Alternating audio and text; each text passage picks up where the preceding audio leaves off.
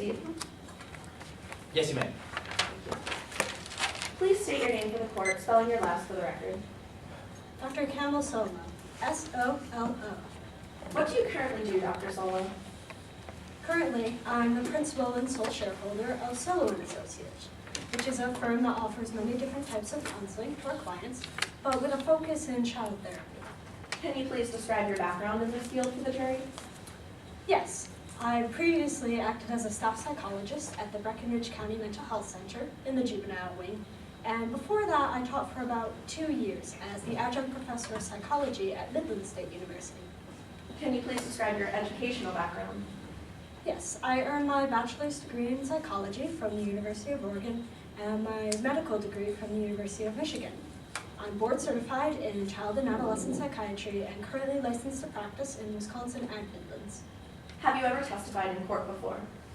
Yes, I've been retained as an expert in over 50 criminal cases and over 100 civil matters, and I've testified in 17 of these. How are you involved in today's case? I was hired to answer 2 questions in today's case. Number 1, whether Jesse Duran posed a special risk with respect to firearms, and number 2, whether this risk was apparent before the events of August 18th. Dr. Solo, in coming to these conclusions, did you use sufficient facts and data? Yes, I did. I reviewed the affidavits of Danny Brooks, Hayden Duran, and Andy Park, who all knew Jesse personally, and I looked for records of Jesse's past behavior. And did you use reliable principles and methods? Yes, I did. And were you able to apply those principles and methods to the facts in today's case? Yes, I was. I reviewed various articles published in scientific peer-reviewed journals on warning signs and risk factors associated with an increase in the risk of violent behavior in children. Did you find any concerning signs in the history of Jesse Duran? Yes, Jesse exhibited several warning signs, including severe loss of temper, extreme impulsiveness, and intense anger. How did you come to find these warning signs? Well, Jesse's actions at school, for example, showed these warning signs, which was documented in a notification of student discipline. This was also documented in an email sent by Ms. Duran to a friend, and some of Jesse's drawings as well. I'd like to speak about that first piece of evidence that you reviewed. Would you recognize this notification of student discipline if it were here in court today? Yes, I would. Your Honor, I am referring to what has been previously marked as Plaintiff Exhibit 2. May I approach opposing counsel? You may. No objections. Let the record reflect that I am approaching the witness in turn with that same document. You so shall reflect. What did I just hand you? This is the notification of student discipline that was sent home to Ms. Duran. And is it a fair and accurate copy? Yes, it is. Plaintiff moves Exhibit 2 into evidence. Any objections? Objection to character evidence, Your Honor. Response? Your Honor, according to case law Niazzi v. Tardibono, this witness must let the jury be aware of all instances of past misconduct that Hayden Duran would be aware of in order to prove our burden of parental negligence. What case law was that you referenced, Counselor? Niazzi v. Tardibono is on the first page of case law. Give me 1 second to read this.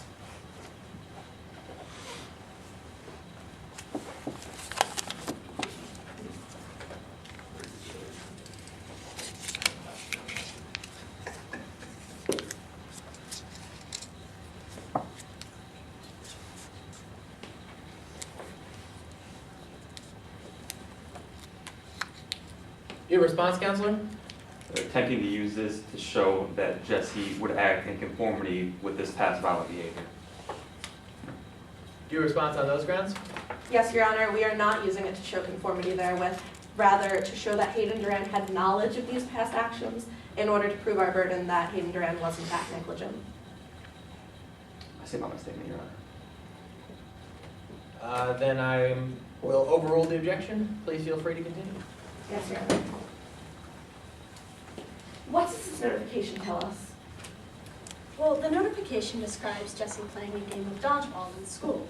Jesse hit another student with the ball, and when the student didn't react quickly enough, she responded with a violent outburst. Jesse ran over and grabbed the student's arm, started violently kicking and punching, even attempting to bite the other student.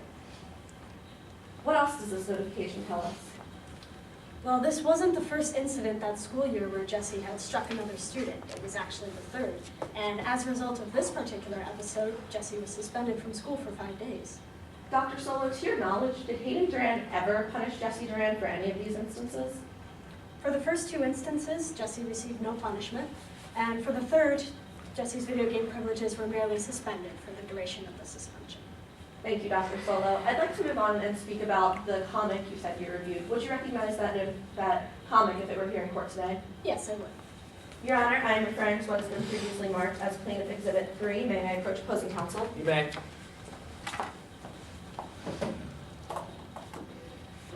No objections.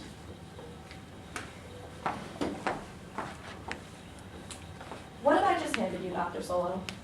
This is a comic drawn by Jesse Duran. And is it a fair and accurate copy? Yes, it is. Plaintiff moves Exhibit 3 into evidence. Any objections? More prejudicial than probative, Your Honor. Do you have a response, Counselor? Your Honor, if I may proffer. You may. This document will show Jesse Duran drew a picture of him playing with a gun and using it to scare bad children away. This directly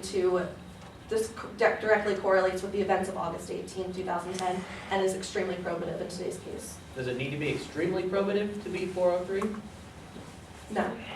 Do you have a response, Counselor? It is more prejudicial than probative. It's going to bias you. This is just a picture of a child drawing with guns. I don't think it's going to bias me, but it might bias the jury. Yes. Counselor? Your Honor, this is more probative than prejudicial as, again, according to Miazzi v. Tartabono, the jury must be made aware of all of the child's past misconduct and actions to be able to rule in Hayden Duran's negligence, as Hayden Duran was aware of this document. Counselor, could you tell me why that particular case law might not apply in this instance? Can you please repeat? Miazzi v. Tartabono.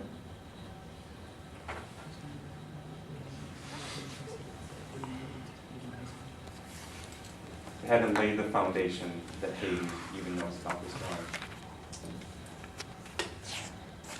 I'm not going to agree that that's the reason the case law doesn't apply. However, I am going to sustain the objection that at this time I do think it is substantially more prejudicial than probative. Please feel free to continue. Thank you, Your Honor. With the exhibit not into evidence. Will not be admitted at this time. Thank you. The comic that you reviewed, what did you learn from it? Well, the comic itself shows Jessie using violence as a means to resolve issues in her own life. She draws herself pointing guns at other children with the caption, "This is me and my gun, scaring all the bad kids away." What is concerning about this? This is very concerning. It shows Jessie using violence as a means to resolve problems within her own life, which is obviously concerning. Dr. Solo, are warning signs such as these the only indication of future violence? No, there are warning signs, which are behaviors exhibited by the child in question, and there are risk factors that are outside things that could increase the risk of a child acting violently in the first place. What risk factors did Jesse Duran exhibit? Several. Jessie was exposed to violence in the media, a presence of firearms, and exhibited a history of violent behavior. How was Jesse exposed to violence in the media? Primarily through video games given to her by her mother. What effects can this exposure have? Studies have shown that children and adolescents exposed to violence can be numb to it, the effects it may have and its consequences. Research has also shown that these mediums present violence as a solution to problems, making children more likely to adapt them to, again, resolve issues in their own lives. How was Jesse Duran exposed to firearms? Jessie was never exposed to firearms in her own home, which I certainly commend Ms. Duran for, given the history of violent behavior. However, the Parks did keep a firearm in their home, which both Jessie and Sydney were aware of. Dr. Solo, I'd like to speak about the email you reviewed. Would you recognize that document if it were here in court today? Yes, I will. Your Honor, I am referring to what has been previously marked as Plaintiff Exhibit 3. May I approach opposing counsel? You may.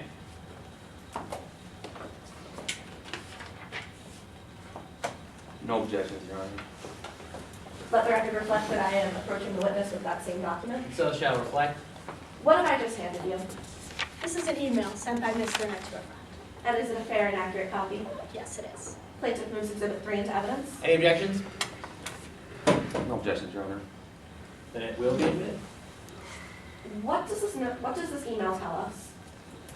Mr. Rand describes Jesse's long-standing interest in guns, but expresses concern over her newfound interest with playing mass shooting games on the new video game system.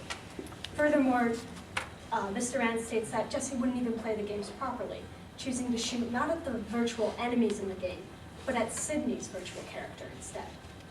Dr. Solo, you said that you were hired to answer 2 questions.